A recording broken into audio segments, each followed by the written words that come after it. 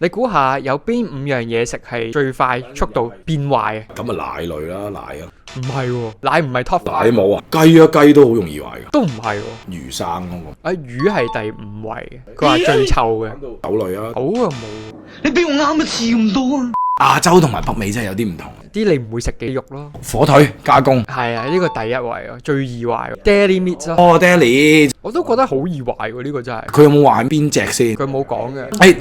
蛋都冇喎。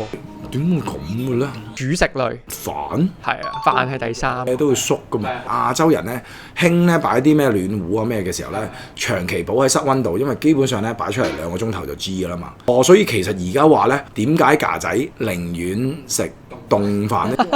凍跟住擺喺嗰啲嘅保溫袋裏邊咧，反而嗰個做菌咧就更加少。另外2個就係植物類。真係唔知喎。生菜啊 ，lettuce 啊。lettuce 直情 OK。可能因為濕一濕跟住就會變紅咯。跟住第2就係所有切開個蔬果咯。長知識喎，下次加埋啲 science 啲嘢喺裏邊，種多養分。再揾下。好 ，goodness。